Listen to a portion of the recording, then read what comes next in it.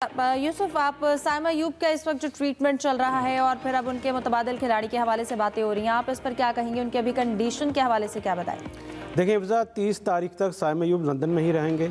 उनकी जो medical reports हैं वो पीसीबी को मौसूल हो चुकी हैं और उसमें जो एक ख़तरे की पहले बताया जा रहा था कि शायद ऑपरेशन की ज़रूरत पड़े, वो नहीं होगा। वो ट्रीटमेंट से इंशाल्लाह सेहतमंद हो जाएंगे। लेकिन उनको आईसीसी चैम्पियन ट्रॉफ़ी के लिए टीम में शामिल करना यकीनी तौर पर पाकिस्तान क्रिकेट बोर्ड के लिए एक सवालिया निशान है। वो अभी तक ये फैसला नहीं कर पाए कि क्या साइमा अयूब के साथ टीम को लेके जाया जाए या साइम के बगैर ही टीम को खिलाया जाए, क्योंकि साइमा अयूब की फ़िटनेस में उसको थोड़ा टाइम लगेगा। अगर पाकिस्तान क्रिकेट बोर्ड जल्दी करेगा तो उसका नुकसान यकीनी तौर पर क्रिकेटर को भी पहुंच सकता है, क्योंकि जल्दबाजी में कोई भी फैसला खास तौर पर मुकम्मल फ़िटनेस के हवाले से वो ख़तरनाक साबित हो सकता है। तो अभी इसीलिए थोड़ा गोमगु का शिकार है पाकिस्तान की सिलेक्शन कमेटी के भी साइमा अयूब के साथ टीम को लिया जाए या ना लिया। इसलिए जो ईरान का टीम का ऐलान था वो भी ताख़ीर का शिकार है। और हमारे ज़राए ने इस बात की कन्फर्मेशन किया है कि साइमा अयूब इस सीरीज़ में जो 3 मुल्क की सीरीज़ होगी इसमें तो नहीं होंगे। लेकिन पीसीबी की ये हुकाम की ख्वाहिश है कि अगर इंडिया पाकिस्तान का मैच 23 तारीख को जो होगा उसमें उस वक्त तक साइमा अयूब की फिटनेस का इंतजार कर लिया से मशरूब कहा जा रहा है। ठीक है, क्रिकेट कमेंटेटर तारिक सईद साहब ने भी हमें ज्वाइन किया है, उनसे बात करेंगे। बहुत शुक्रिया तारिक सईद साहब आपके वक्त का। तारिक साहब, हम साइमा अयूब की फिटनेस के हवाले से बात कर रहे थे और उसके बाद ये एक बड़ा सवाल है कि उनका मुतबादिल खिलाड़ी कौन होगा। आप क्या कहेंगे? मुख्तलिफ नाम है। जी हाँ, पाकिस्तान को सिर्फ साइम की मुतबादिल की ज़रूरत नहीं होगी, बल्कि जो अब्दुल्ला शफीक हैं बदकिस्मती से वो रन नहीं बना पाए ज़्यादा अभी हालिया सीज़न में, तो पाकिस्तान के दोनों एंड भी खाली नज़र आते हैं। तो साइम की जगह तो जाहिर है कि फ़खर जमान आ जाएंगे और फिर जो अब्दुल्ला की जो जगह है मुमकिन तौर पर उस पर शान मसूद, मैं समझता हूँ कि उनके नाम पे गौर हो सकता है कि वो जिस तरह की फॉर्म में हैं। अभी हाल ही में केप टाउन में उन्होंने सेंचुरी बनाई है, उसके बाद मुल्तान टेस्ट मैच में भी एक बिल्कुल ही मुख्तलिफ कंडीशंस में वो अच्छा खेल गए। तो 19 सेंचुरी स्कोर की दूसरी इनिंग्स में जो मैच विनिंग साबित हुई।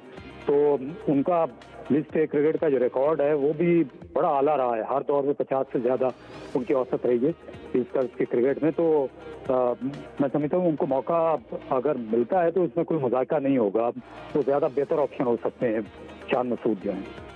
सही। अच्छा तारिक साहब, जैसे कि अब चैंपियंस ट्रॉफी के लिए अभी तक जो है वो नाम सामने नहीं आया पाकिस्तानी स्क्वाड का, और जो मुल्क अनाउंस कर चुके हैं, आप क्या देख रहे हैं उनकी स्क्वाड को और पाकिस्तान की उसके हिसाब से कैसी स्क्वाड होनी चाहिए? देखिए को क्योंकि सिर्फ पाकिस्तान की विकटें या कंडीशंस उनको ही मद्देनजर नहीं रखना होगा, क्योंकि दुबई में भी सबसे अहम मैच है पाकिस्तान का जो भारत से होना है। तो मेरा ख्याल है स्पिनर्स तो पाकिस्तान को स्क्वाड में कम से कम 2 जो हैं वो स्पेशलिस्ट, उनका तो उनकी शमूलियत ज़रूर होगी। और फिर जो है तीसरे सलमान अली आगा होंगे उनकी मदद के लिए, क्योंकि पाकिस्तान को इसमें 20 से 25 ओवर जो हैं वो स्पिन के चाहिए होंगे इन पिचेस पे। हाँ, ये ज़रूर है कि आया मौसम जो है वो इस तरह का होगा कि जिसमें आप स्पिनर का ज़्यादा इस्तेमाल कर सकेंगे। सेलेक्टर्स के सामने सवाल तो हैं, क्योंकि आमतौर पर पाकिस्तानी टीम जो है वो 3 फास्ट बॉलर के साथ खेलती है। अभी हाल ही में ऑस्ट्रेलिया के खिलाफ तो 40 ओवर जो हैं वो फास्ट बॉलर करते हुए नजर आए थे। तो क्योंकि इस वक्त कोई ऐसा ऑलराउंडर नज़र नहीं आ रहा जो कि दोनों काम कर सके, तो इसलिए सेलेक्टर्स को उनके लिए दिमाग सोजी का काम तो है इस सिलेक्शन के दिन में। ठीक है, मैचेस के हवाले से और तैयारियों के हवाले से हमारी डिस्कशन जारी रहेगी। तारिक सईद साहब अपनी जो राय का इजहार कर रहे थे। यहाँ वक्त हुआ एक ब्रेक का, ब्रेक के बाद वापस आएंगे।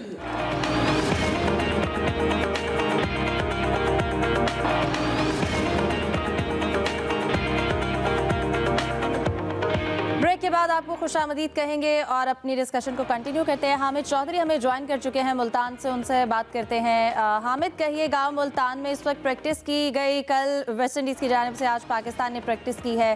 पिच कैसी तैयार की जा रही है वहाँ पर? तेज़ धूप में भी पंखे लगाए जा रहे हैं वहाँ पर? तो जी बिल्कुल, तेज धूप में भी आज पंखे लगाए हैं। उसकी वजह ये थी कि आज मौसम मुल्तान का काफी खराब था, धूप आ रही थी जा रही थी, जिसकी वजह से पहले तो ये सिर्फ जो शीट लगाई गई थी, कैंप बनाया गया था, जो कि जिसके अंदर हीटर लगाए गए थे, बड़े बड़े पंखे लगाए गए थे, ताकि पिच के जो ऊपर ग्रास मौजूद है उसको बिल्कुल खुश कर दिया जाए। आकिब जावेद का यही फार्मूला है कि स्पिन ट्रैक बनाना है और स्पिन ट्रैक के जरिए ही हमने अपनी मुखालिफ टीमों को हराना है। जिस तरह वेस्ट इंडीज को पहली टेस्ट मैच में हमने हराया और पाकिस्तान के जो स्पिन बॉलर्स थे साजिद खान, नुमान अली और अबरार अहमद, इन्होंने 20 की 20 विकेटें हासिल की थी। अब भी वही फार्मूला अपनाया जा रहा है और टीम ने प्रैक्टिस की, पाकिस्तान की टीम ने, वो भी बल्लेबाजों ने स्पिन बॉलर्स के अगेंस्ट ज्यादा प्रैक्टिस की है और जो क्लब्स के मुख्तलिफ प्लेयर्स बुलाए गए थे उनसे भी स्पिन बॉलिंग करवाई गई।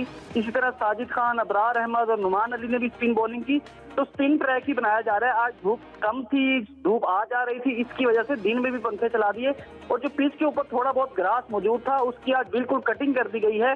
अब जो है आखिरी मरहला शुरू हो गया कि ग्रास जो हल्का फुल्का मौजूद भी है उसको खुश करना है ताकि इसमें क्रैक्स आ जाएं पिच में और पिच स्पिन बन जाए और स्पिन बॉलर्स को साथ दे। जिस तरह वो शान मसूद कह चुके हैं, रिजवान कह चुके हैं कि हमें बैट्समैनों को मुश्किल जरूर होती है, लेकिन हम इतना स्कोर कर लेते हैं, हमारी मुखालिफ टीम उतना स्कोर नहीं कर पाती। हम अपने स्पिन बॉलर्स को एज दे रहे हैं ताकि हम किसी ना किसी तरीके से सीरीज जीत जाएं। तो वही फार्मूला अपनाया जा रहा है। 3 स्पिनर्स के साथ पाकिस्तान इस टेस्ट मैच में भी उतरेगा।